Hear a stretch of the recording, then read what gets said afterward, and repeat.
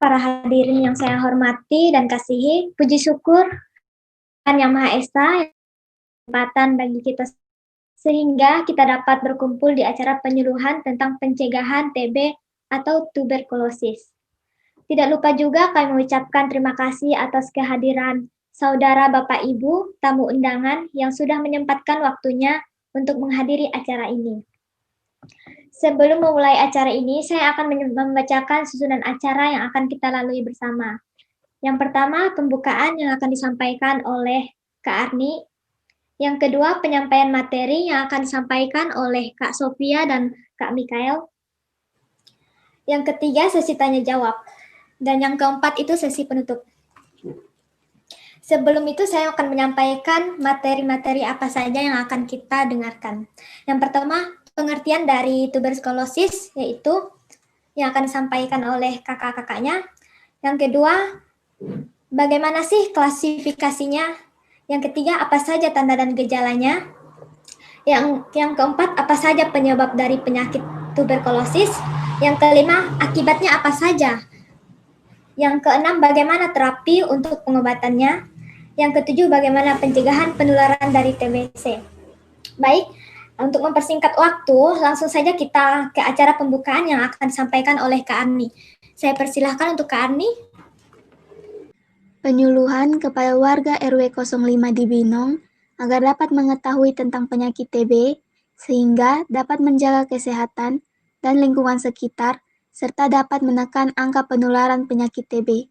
Kami akan melakukan penyuluhan ini selama 2 kali 40 menit ke depan. Kami harap Bapak dan Ibu dapat mengikuti dengan baik ya. Terima kasih. Terima kasih untuk Kak Arni yang telah membuka kita dalam acara ini. Langsung saja kita ke acara yang kedua, yaitu penyampaian materi. Untuk Kak Mikael dan Kak Sofia, saya persilahkan. Ya, selamat pagi semuanya. Perkenalkan, nama saya Mikaela Tuprisa. Di sini saya bersama teman saya Sofia Rahayaan. Kami berdua merupakan pemateri yang akan menjelaskan penyakit tuberkulosis. Pertama-tama kami ucapkan terima kasih juga buat Bapak Ibu sekalian yang telah hadir dan berpartisipasi dalam kegiatan penyuluhan ini. Berdasarkan pengkajian, ditemukan angka kejadian tuberkulosis di daerah Binong. Berdasarkan data yang didapatkan dari Puskesmas Binong sejak 26 Desember hingga 25 Januari 2018, yakni sebanyak 123 jiwa. Sedangkan angka kejadian tuberkulosis pada RW 5 berdasarkan data yang dikumpulkan pada saat dilakukan pengkajian, terdapat 9 warga RW 5 yang mengalami tuberkulosis. Berdasarkan data tersebut, kami sebagai tim penyuluh tertarik untuk melakukan penyuluhan mengenai penyebab dan cara mencegah penyakit tuberkulosis kepada warga RW 05 Binong, terkhusus untuk 9 warga yang mengalami tuberkulosis. Ya, Bapak Ibu sekalian, kita masuk pada materi yang pertama, yaitu definisi dari tuberkulosis. Tuberkulosis adalah penyakit infeksi menular yang disebabkan oleh bakteri Mycobacterium tuberculosis yang dapat menyerang paru-paru dan hampir seluruh organ tubuh yang lainnya. Bakteri ini dapat masuk ke dalam tubuh melalui saluran pernapasan dan saluran pencernaan ataupun dapat masuk melalui luka terbuka pada kulit. Tetapi yang paling banyak yaitu melalui inhalasi droplet yang berasal dari orang yang sudah terinfeksi bakteri tersebut. Pengertian ini menurut Nur Arif dan Kusuma pada tahun 2015. Setelah kita mengetahui definisi dari tuberkulosis, kita masuk pada klasifikasi tuberkulosis.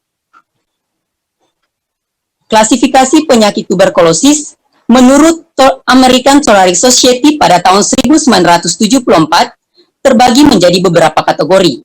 Di antaranya yaitu kategori 0 untuk orang yang tidak pernah terpejam dan tidak terinfeksi, riwayat kontak negatif, serta tes tuberkulinnya negatif. Untuk kategori 1, orang sudah terpejam tuberkulosis tetapi tidak terbukti ada infeksi. Riwayat kontak positif, tes tuberkulinnya negatif. Untuk kategori 2, orang tersebut terinfeksi tuberkulosis tetapi tidak sakit. Tes tuberkulinnya positif, radiologis, dan sputum negatif. Untuk kategori 3, maka orang tersebut sudah terinfeksi tuberkulosis dan dinyatakan sakit. Selanjutnya, klasifikasi penyebab penyakit TBC menurut WHO tahun 1991. Di sini juga terbagi menjadi beberapa kategori. Kategori pertama itu ditujukan terhadap kasus baru dengan sputum positif, kasus baru dengan bentuk tuberkulosis berat. Untuk kategori 2, ini ditujukan terhadap kasus kambuh, kasus gagal dengan sputum BTA positif. Kategori 3, ditujukan terhadap kasus BTA negatif dengan kelainan paru yang luas. Kasus tuberkulosis ekstra paru selain dari yang disebut dalam kategori. Untuk kategori 4 di sini, maka tuberkulosis dinyatakan kronik. Ya, setelah kita mengetahui definisi dan klasifikasi dari tuberkulosis itu sendiri, maka kita masuk pada tanda dan gejala tuberkulosis. Tanda dan gejala dari penyakit tuberkulosis menurut Nur Arif dan Kusuma tahun 2015 diantaranya yaitu yang pertama, demam tinggi mencapai suhu 40 hingga 41 derajat Celcius serta ditandai adanya batuk atau batuk darah. Yang kedua, sesak nafas dan adanya rasa nyeri pada bagian dada. Yang ketiga, terjadinya malaise yaitu rasa lelah, lesu, lemah, juga ditandai dengan keringat malam. Yang keempat, suara khas yang ada pada saat perkusi bagian dada dan bunyi dada. Yang kelima, peningkatan pada sel darah putih ditandai dengan dominasi limfosit. Di sini juga kami jabarkan tanda dan gejala tuberkulosis pada anak. Di antaranya, yang pertama itu berkurangnya berat badan anak dalam waktu 2 bulan secara berturut-turut tanpa penyebab yang jelas atau gagal tumbuh. Tanda dan gejala yang kedua yaitu demam tanpa penyebab yang jelas, terutama jika demam berlanjut sampai 2 minggu. Yang ketiga, batuk kronis yang terjadi selama lebih dari 3 minggu dengan atau tanpa wis. Yang keempat, riwayat kontak dengan pasien yang sudah terkena tuberkulosis paru dewasa. Setelah kita mengetahui tanda dan gejala dari tuberkulosis, maka kita harus mengetahui apa sih penyebab dari tuberkulosis itu sendiri. Penyakit tuberkulosis disebabkan oleh berbagai strain Mycobacteria, umumnya Mycobacterium tuberculosis. Biasanya, tuberkulosis ini menyerang paru-paru, namun juga bisa berdampak pada bagian tubuh lainnya. Ketika seseorang dengan infeksi tuberkulosis aktif batuk, bersin, atau menyebarkan butiran ludah mereka melalui udara, maka dia akan menyebabkan terjadinya penyebaran tuberkulosis melalui udara. Selanjutnya, penyakit tuberkulosis menurut Dirjen P2PL pada tahun 2011, adapun 3 faktor utama yang menyebabkan tingginya kasus tuberkulosis di Indonesia, yaitu yang pertama, waktu pengobatan tuberkulosis yang relatif lama. Ini dalam jangka waktu 6 hingga 8 bulan. Menjadi penyebab penderita tuberkulosis sulit disembuhkan. Karena pasien tuberkulosis berhenti berobat atau drop out setelah merasa sehat meskipun proses pengobatan belum selesai. Yang kedua, adanya peningkatan infeksi HIV/AIDS yang berkembang cepat dan munculnya permasalahan TB-MDR atau multi drugs resistant atau kebal terhadap bermacam obat yang memperberat masalah tuberkulosis. Yang ketiga, adanya penderita tuberkulosis laten, di mana penderita tidak sehat, namun akibat daya tahan tubuh menurun, maka penyakit tuberkulosis akan muncul. Itulah merupakan faktor yang menyebabkan tingginya kasus tuberkulosis menurut Dirjen P2PL tahun 2011. Selanjutnya itu menurut Crofton tahun 2010. Adapun penyebab dari seseorang terkena tuberkulosis menurut Crofton ini, yang pertama itu Bacillus tubercle atau Mycobacterium tuberculosis. Ini merupakan penyebab utama tuberkulosis di dunia. Yang kedua yaitu Mycobacterium africanum yang adalah penyebab tuberkulosis yang terdapat di Afrika. Perbedaan penting satu-satunya adalah bahwa basil ini sering resisten terhadap thiazetazone, sehingga penderita yang menggunakan thiazetazone akan mengalami tuberkulosis yang sulit untuk disembuhkan. Yang ketiga, Mycobacterium bovis. Pada suatu ketika menyebabkan infeksi yang luas pada ternak di Eropa dan Amerika. Infeksi ini seringkali ditularkan oleh manusia lewat susu ternak yang mereka konsumsi. Sehingga orang yang meminum susu dari ternak tersebut, maka akan berisiko tertular penyakit TBC atau tuberkulosis. Sedangkan penyebab tuberkulosis menurut Crofton yang terakhir yaitu Mycobacterium non-tuberculosis. Penyakit ini disebabkan oleh basil menjadi relatif lebih penting di negara-negara maju seperti di bagian Amerika Serikat dan Australia, di mana tuberkulosis sudah berkurang saat ini. Penyakit ini mungkin menyerang pada orang yang terinfeksi HIV karena lemahnya sistem imunitasnya. Sering resisten terhadap banyak obat-obatan sehingga sulit untuk disembuhkan.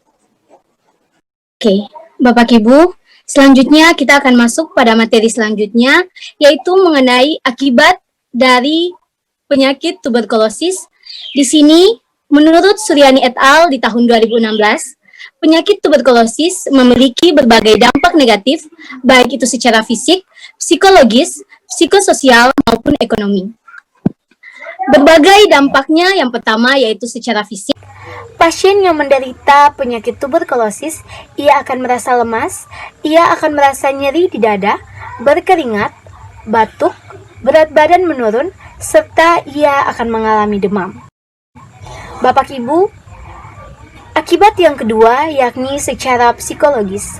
Pasien yang menderita penyakit tuberkulosis, ia akan mengalami masalah emosional seperti perasaan bosan, kurang motivasi, sedih, marah, pasrah, putus asa, dan juga sampai-sampai ia tidak memiliki harapan hidup. Yang ketiga, secara psikososial, dapat mengakibatkan stigma masyarakat terhadap penderita penyakit tuberkulosis, sehingga pasien tuberkulosis ia akan merasa dikucilkan dan tidak percaya diri. Dan yang terakhir Bapak Ibu yaitu secara ekonomi. Hal ini berdampak karena pengobatan tuberkulosis membutuhkan jangka waktu yang cukup panjang serta biaya yang cukup besar.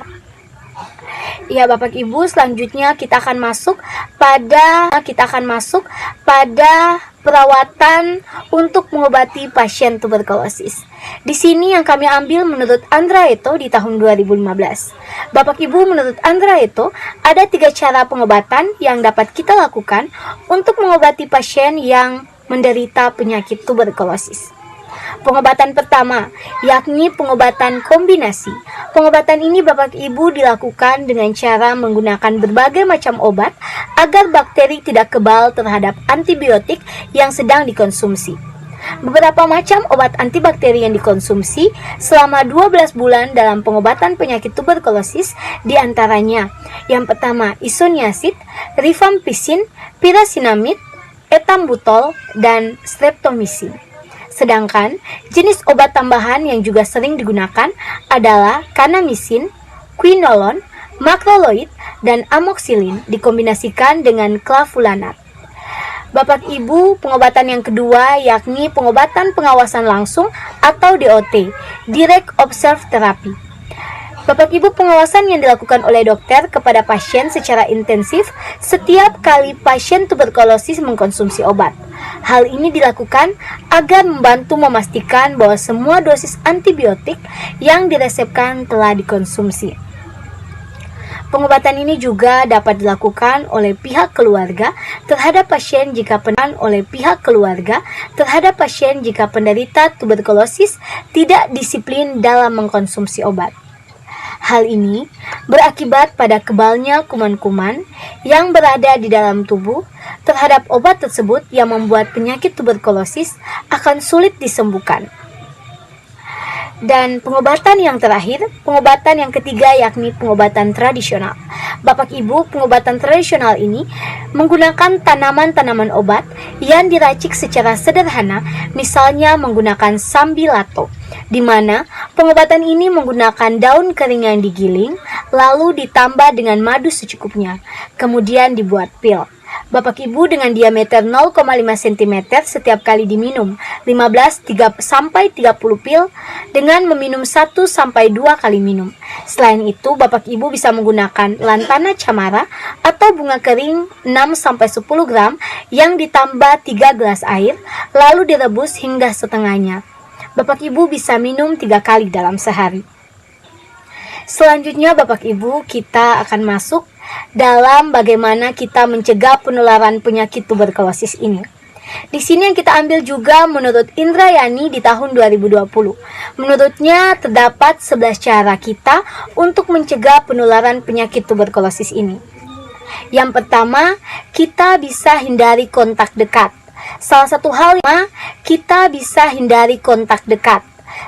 hal yang penting untuk mencegah penyakit tuberkulosis adalah menghindari kontak dengan penderita tuberkulosis.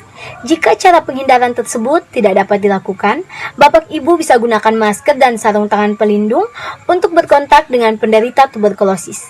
Dari tempat yang ramai, pengap, dan tidak higienis juga perlu dihindari, sehingga tidak ada kontak dengan sang penderita. Bapak Ibu, pencegahan yang kedua yaitu tingkatkan kekebalan tubuh. Bapak Ibu perlu adanya peningkatan kekebalan tubuh yang dapat dilakukan dengan cara makan makanan yang kaya akan antioksidan. Misalnya, Bapak Ibu bisa memakan sayur-sayuran dan buah-buahan segar setiap harinya.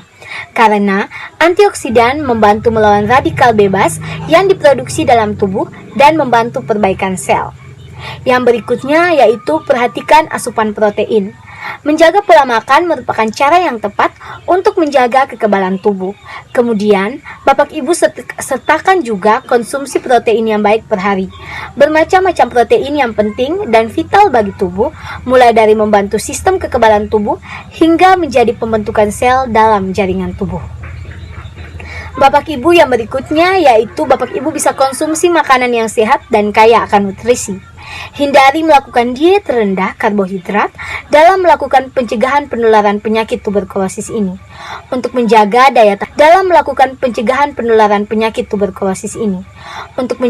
daya tahan tubuh membutuhkan karbohidrat, protein, vitamin, dan lemak.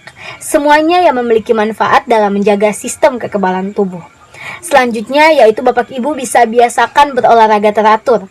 Olahraga yang rutin tiap harinya juga dapat membantu kesehatan tubuh agar terhindar dari segala jenis penyakit, misalnya penyakit tuberkulosis ini. Setidaknya 45 menit dapat dilakukan untuk berjalan ataupun jogging, karena dengan begitu akan meningkatkan kekebalan tubuh dan memastikan organ tubuh bekerja dengan baik dan sirkulasi darah menjadi lancar. Selanjutnya yaitu cobalah sekali-sekali Bapak Ibu yang menderita penyakit tuberkulosis melakukan meditasi. Ini juga merupakan salah satu cara menghindari penyakit tuberkulosis. Setidaknya dalam sehari, luangkan waktu untuk melakukan meditasi agar mengurangi stres yang secara langsung mempengaruhi sistem kekebalan tubuh. Selanjutnya, menjaga kebersihan dan sanitasi. Menjaga kebersihan juga merupakan hal terpenting untuk menghindari penularan penyakit dengan cara mencuci tangan dengan sabun dan hand rub. Karena ketika kita sudah terpapar penyakit tuberkulosis, maka kita tidak bisa lagi mengabaikan kebersihan sederhana tersebut. Selanjutnya itu kita bisa melakukan vaksinasi, yaitu pemberian tindakan yang dilakukan untuk mencegah penyakit tuberkulosis. Vaksin yang dilakukan untuk mencegah penyakit tuberkulosis. Vaksin yang digunakan adalah Bacillus calmette-guerin, yang pada dasarnya diberikan kepada anak-anak. Pemberian vaksin ini untuk memastikan antibodi terhadap mikrobakterium tuberkulosis dikembangkan dan kemudian kemungkinan cukup rendah untuk menderita tuberkulosis. Selanjutnya yaitu kita bisa mematuhi aturan pengobatan. Dr. Kapil Salgia MD, konsultan ahli paru, tuberkulosis dan penyakit pernafasan, Marine Lines, India, mengatakan ketika penderita tidak mematuhi aturan setiap resep atau obat-obatan, hal tersebut dapat memberi kesempatan kepada bakteri penyakit tuberkulosis untuk mengembangkan resistensi terhadap obat. Marin Lines, India, mengatakan ketika penderita tidak mematuhi aturan resep atau obat-obatan, hal tersebut dapat memberi kesempatan kepada bakteri penyakit tuberkulosis untuk mengembangkan resistensi terhadap obat. Ketika bakteri yang tertidur ini dikeluarkan ke udara, hal ini kelak menyebabkan peningkatan jumlah orang yang menderita tuberkulosis resisten terhadap beberapa obat. Oleh karena itu, pastikan bahwa pengobatan yang ditentukan selesai sesuai yang diarahkan, katanya. Yang ke-10 yakni kita bisa menjauhi yang namanya stres, Bapak Ibu. Stres merupakan suatu hal yang sering dialami oleh setiap orang jika mendapat sebuah masalah, baik itu karena masalah dalam lingkup keluarga ataupun didiagnosa mengidap penyakit tertentu. Tanpa disadari bahwa stres ini juga dapat memicu terjadinya komplikasi penyakit dalam tubuh kita dan salah satunya adalah penyakit tuberkulosis. Hal yang dapat dilakukan untuk mengatasi stres tersebut adalah kita melakukan sesuatu yang menyenangkan hati dan pikiran seperti berpiknik, menonton film, dan lain sebagainya. Dan yang terakhir, hal yang bisa kita lakukan yakni cukup tidur. Untuk menjaga kesehatan, kita bisa mencegahnya dengan kita lakukan dengan cara menjaga pola tidur yang cukup, serta hindari makanan yang membuat kita sulit tidur. Sama pentingnya dengan makan makanan yang membantu untuk memulihkan siklus tidur yang baik. Ya, Bapak Ibu, selanjutnya kita akan membahas mengenai bagaimana kita menerapkan etika batuk. Etika batuk saat kita batuk atau bersin, yakni yang pertama kita bisa menutup hidung dan mulut kita dengan menggunakan tisu atau sapu tangan atau tangan dalam baju kita. Dan yang berikutnya segera kita buang tisu yang sudah dipakai ke dalam tempat sampah. Dan yang ketiga, bisa kita cuci tangan dengan menggunakan air mengalir dan sabun atau pencuci tangan berbasis alkohol. Dan yang selanjutnya, jangan lupa untuk menggunakan masker. Yang berikutnya yakni beberapa hal yang perlu kita perhatikan. Bagi penderita, minum obat secara lengkap dan teratur sampai sembuh. Dan yang kedua, tidak membuang dahak di sembarang tempat, tetapi dibuang di tempat khusus dan tertutup. Yang ketiga, kita bisa membuka jendela dan pintu setiap pagi agar udara dan sinar matahari dapat masuk ke dalam. Dan yang terakhir, jangan lupa untuk menjemur alat tidur kita. Sekian dari materi kita di saat ini. Selanjutnya, untuk memperjelas lagi materi yang saya dan teman saya bawakan, kita bisa sama-sama menonton sekilas video yang akan ditampilkan. Silakan. Berapa banyak dari kalian yang tahu apa singkatan dari TBC? Jika kalian selalu mendengar peringatan mengenai penyakit TBC, kalian juga harus tahu bagaimana mengenalinya dan cara mencegahnya. Lalu, bagaimana kita bisa melakukan hal-hal tersebut?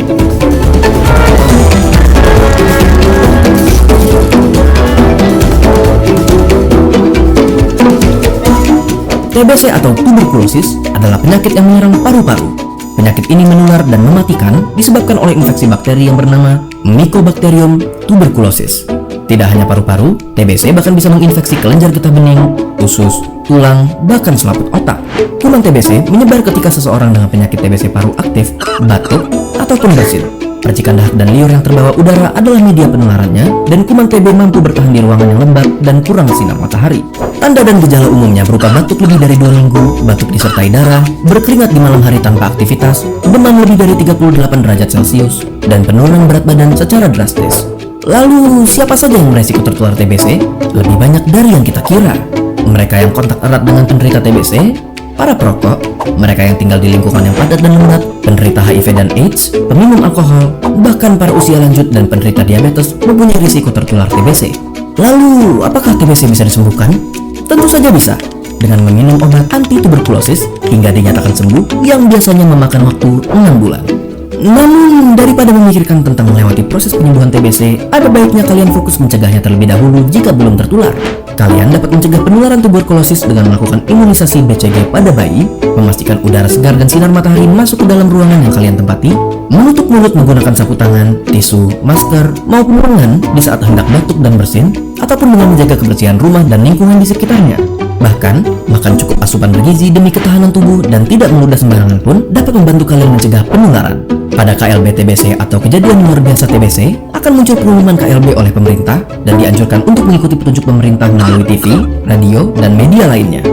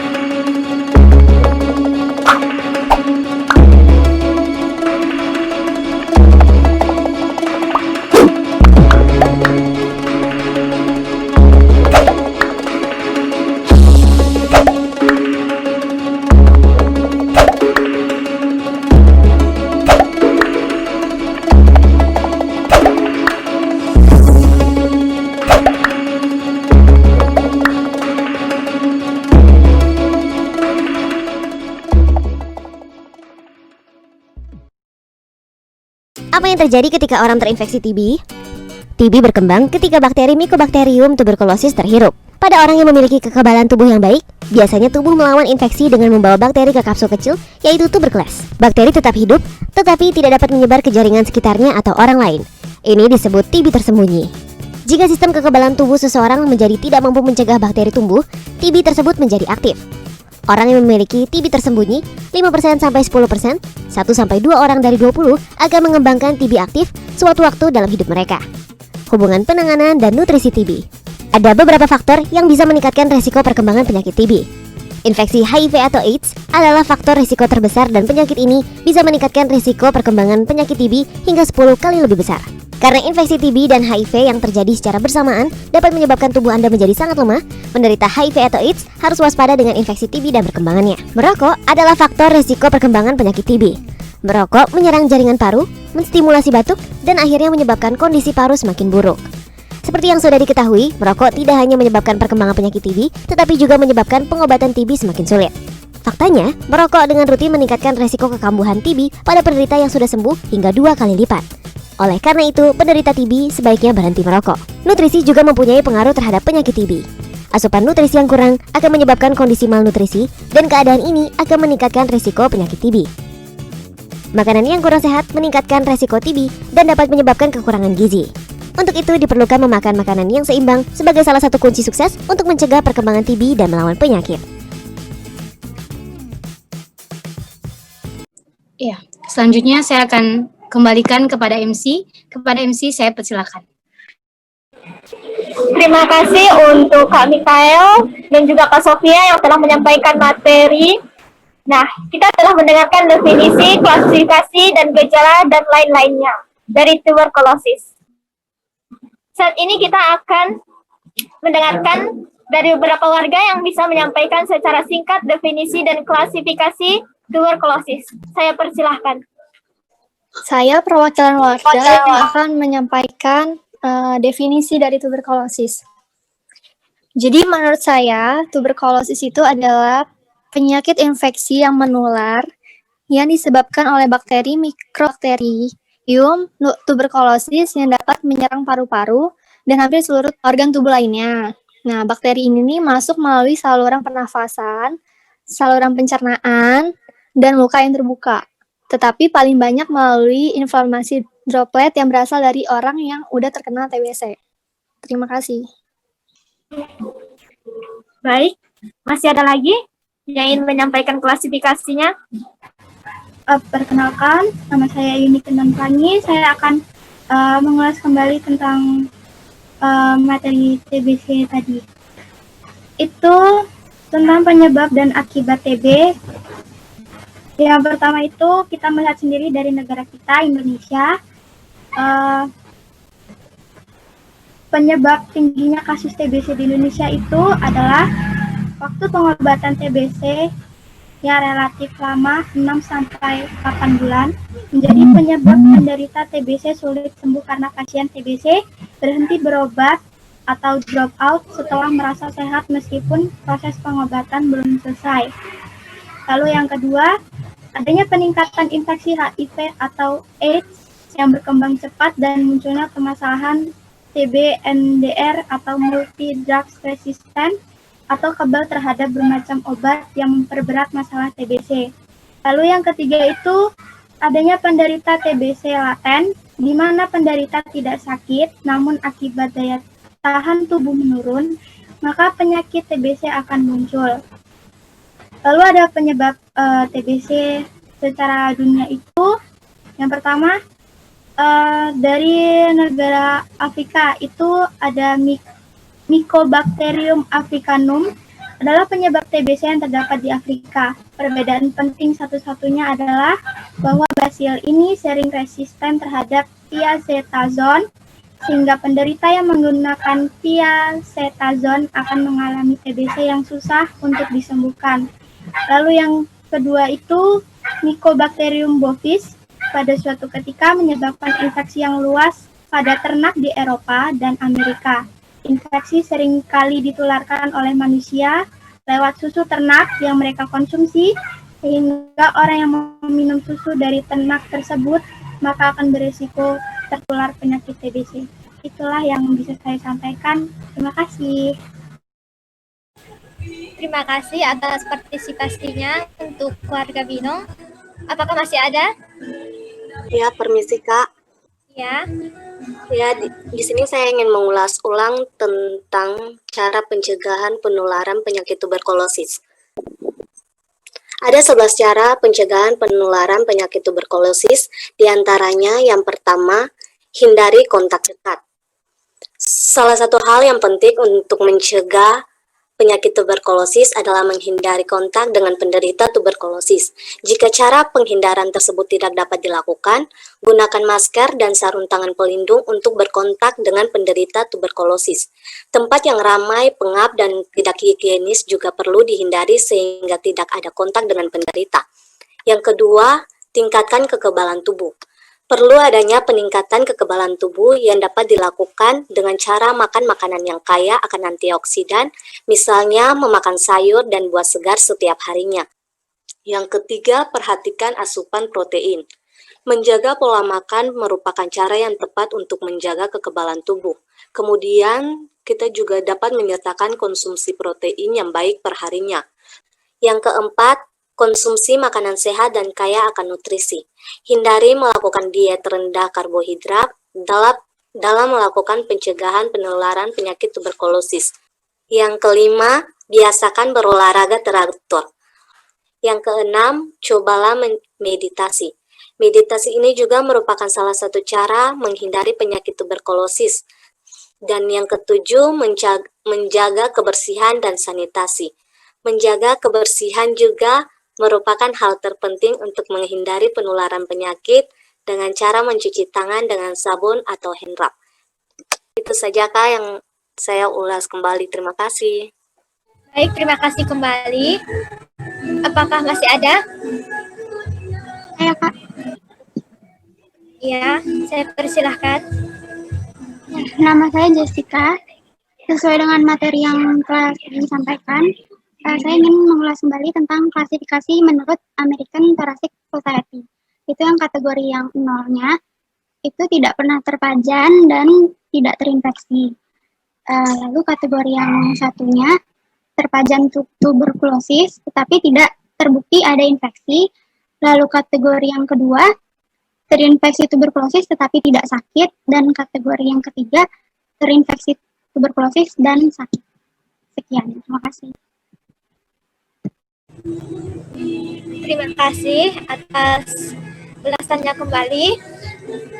Sekarang kita akan lanjut. Jika ada yang ingin bertanya lagi, saya persilahkan. Baik, saya Puspita Ajeng, saya mohon izin untuk menyampaikan apa yang sudah saya pahami dari materi yang telah diberikan. Saya mau menyampaikan tentang tanda dan gejala dari penyakit tuberkulosis. Yaitu yang pertama adalah di mana seseorang yang menderita tuberkulosis itu menderita demam tinggi yang mencapai suhu di atas 39 derajat. Bisa 40 sampai 41 derajat Celcius, disertai adanya batuk bahkan sampai batuk darah. Lalu yang kedua adalah penderita merasakan sesak nafas dan nyeri pada bagian dada penderita. Yang ketiga, terjadinya malaise, yakni di mana penderita merasa lelah, lesu, serta lemah yang juga bisa ditandai dengan keringat yang terjadi di malam hari. Lalu selanjutnya adalah mengenai suara khas yang ada pada saat perkusi bagian dada dan bunyi dada. Untuk selanjutnya adalah peningkatan sel darah putih yang ditandai dengan dominasi limfosit pada tubuh menderita.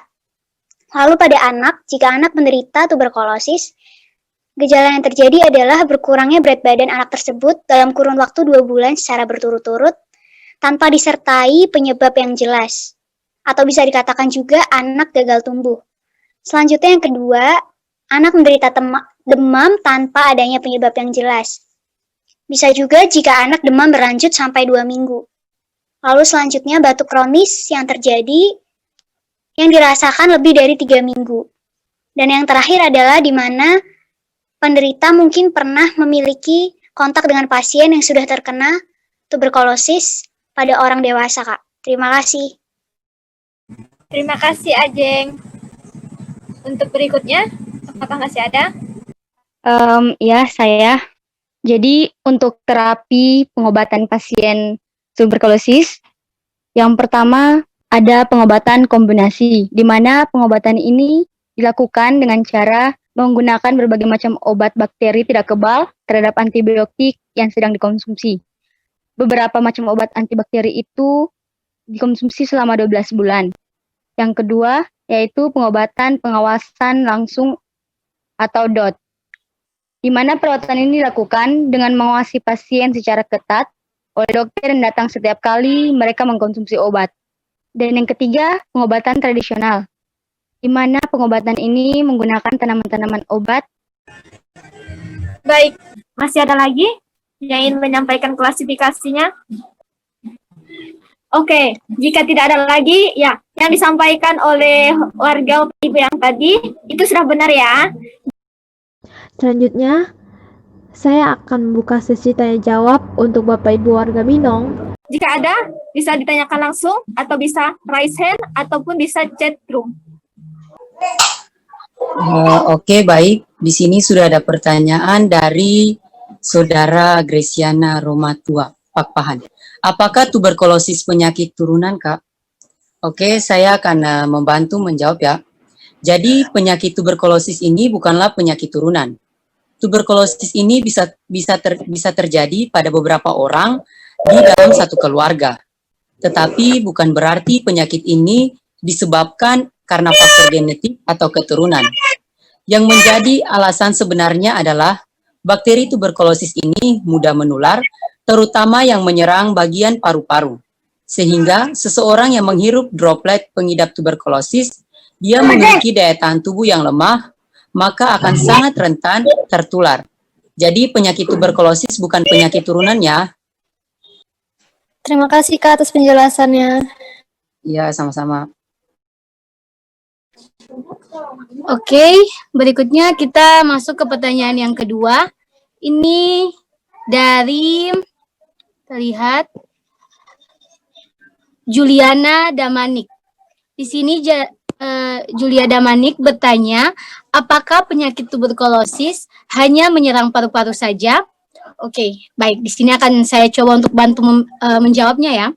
Pada umumnya, infeksi tuberkulosis memang paling sering menyerang paru-paru. Tetapi penyakit ini juga bisa menyebar ke organ tubuh lain lewat aliran darah. Adapun jenis infeksi tuberkulosis lain yang perlu diwaspadai yaitu TBC tulang, kelenjar getah bening, dan usus. Bahkan pada kasus yang jarang sekali terjadi. Jadi bakteri tuberkulosis bisa menyerang jantung, sistem saraf, dan juga organ lainnya, yang membedakan antara TBC paru dengan yang lain. Jadi jenis TBC selain paru bersifat tidak menular. Apakah sudah terjawab? Juliana? Sudah ya? Sudah, terima kasih. Ya, makasih Juliana. Baik, masih ada lagi satu pertanyaan untuk Kak Akel atau Kak Sofia, bisa bantu jawab? Oke, baik. Saya akan menjawab pertanyaan yang ketiga. Ketika seseorang terinfeksi bakteri tuberkulosis, apakah secara otomatis dia pengidap TBC? Wah, cukup menarik ya pertanyaannya. Oke, saya akan bantu jelaskan. Jadi, seseorang yang terinfeksi bakteri tuberkulosis dalam tubuhnya tidak langsung menyebabkan penyakit tuberkulosis. Faktanya, kebanyakan orang pernah terpapar kuman tuberkulosis setidaknya 1 kali selama hidup, tetapi hanya sebagian kecil yang berkembang menjadi tuberkulosis. Alasannya, karena setelah masuk ke dalam tubuh, bakteri ini bersifat non-aktif, sehingga tidak menimbulkan gejala fisik dan tidak menular. Yang menjadi faktor penentunya adalah tingkat kekebalan tubuh seseorang. Jadi, semakin lemah daya tahan tubuh seseorang, maka semakin besar kemungkinan bakteri berkembang menjadi penyakit. Misalnya pada orang berusia lanjut, pengidap HIV/AIDS, kanker, diabetes, ginjal, dan penyakit autoimun lainnya. Seperti itu yang dapat saya jelaskan. Apakah saudari Jessica Lewa Herila menerima jawaban dari saya? Iya. Terima kasih. Sama-sama. Selanjutnya, terima kasih atas partisipasinya untuk semuanya. Dan terima kasih juga atas penyampaian materi yang telah menjawab. Sekarang tidak terasa kita sudah di ujung acara. Sebelum menutup acara ini, ada hal yang akan disampaikan oleh Kak Arni. Untuk Kak Arni, saya persilahkan. Baik, saya akan memberikan kesimpulan dari penyuluhan kita hari ini. Tapi sebelum itu, apakah suara saya kedengaran? TB atau tuberkulosis adalah penyakit infeksi menular yang disebabkan oleh Mycobacterium tuberculosis yang menyerang paru-paru dan dapat masuk melalui saluran pernapasan, pencernaan, luka terbuka pada kulit, dan paling banyak melalui inhalasi droplet yang berasal dari orang yang terinfeksi bakteri. Jadi, kita harus menjaga kesehatan tubuh kita dengan memulai budaya hidup sehat, dengan melakukan beberapa upaya yang bisa kita lakukan, seperti hindari kontak dengan pasien, menjaga kebersihan dan sanitasi, melakukan vaksinisasi, meningkatkan kekebalan tubuh kita, selalu memperhatikan asupan protein dalam tubuh kita, olahraga yang teratur, melakukan meditasi, makan makanan yang sehat dan kaya nutrisi, dan tidur yang cukup agar membuat kita terhindar dari penyakit ini. Dan sikap kita sebagai warga negara yang baik, tugas kita adalah selalu mensupport pasien TB dengan kata-kata yang menguatkan mereka dan membantu mereka dalam masa penyembuhan mereka, dan janganlah kita menjauhkan diri, bahkan mengasingkan mereka, karena mereka semua membutuhkan dukungan dari kita. Jadi dari penyuluhan hari ini, kita dapat belajar bahwa pentingnya merubah pola hidup menjadi lebih sehat, agar terhindar dari penyakit TB. Mari kita sama-sama perangi TB. Sekian dari kami, terima kasih. Baik, terima kasih Kak Arni. Sebelum kita ke sesi foto, ada yang ingin bertanya lagi untuk Kak Yedi, saya persilahkan. Oke, terima kasih untuk kesempatannya. Saya punya satu pertanyaan terkait dengan salah satu materi yang tadi sudah disampaikan. Nah, itu tadi kalau nggak salah saya dengar kakak-kakak menyampaikan bahwa bagi seseorang yang mengonsumsi alkohol meningkatkan risiko untuk terkena tuberkulosis. Tapi di dalam salah satu penanganannya itu mencuci tangan dengan alkohol itu dapat menurunkan dampak dari tuberkulosis sendiri. Yang ingin saya tanyakan, kenapa bisa terjadi perbedaan di antara keduanya itu, sedangkan keduanya itu adalah alkohol? Terima kasih.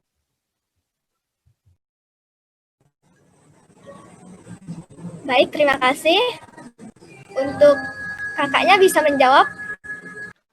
Ya, salam. Saya ingin menjawab pertanyaan dari Kak Yedi.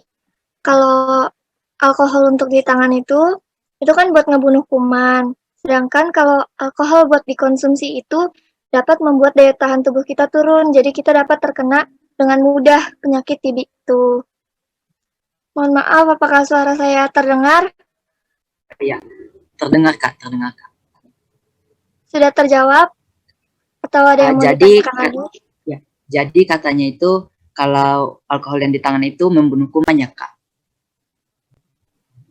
Ya, jadi kalau fungsi alkohol buat di tangan itu kan kita cuci tangan pakai alkohol tuh maksudnya kayak hand sanitizer gitu kan.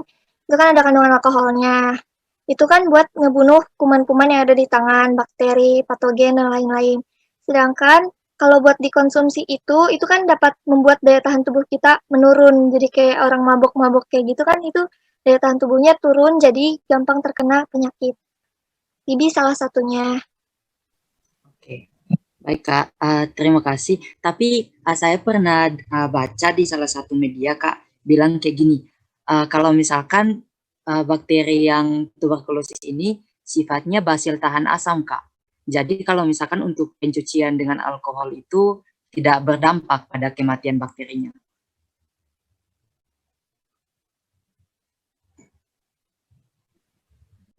Itu kan kalau sudah terkena ya Kak, ini kan kita sebagai pencegahannya, mencegah biar nggak terkena itu, jadi kita cuci tangan pakai alkohol. Nggak cuma pakai alkohol, sebenarnya bisa dengan air mengalir, cuma itu antisipasinya pakai alkohol aja.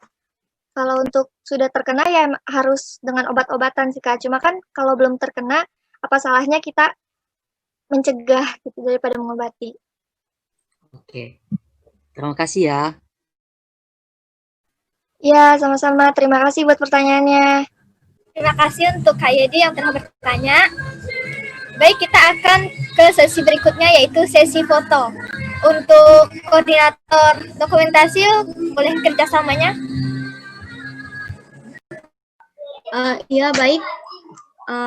Tidak terasa kita udah masuk ke penghujung acara, tapi sebelum itu kita senyum dulu, kita lakukan dokumentasi bersama ya. Oke. Baik, saudara. Ya, satu, ya kan ada 2 slide, jadi saya hitungan ketiga yang slide pertama dulu ya. 1, 2, 3.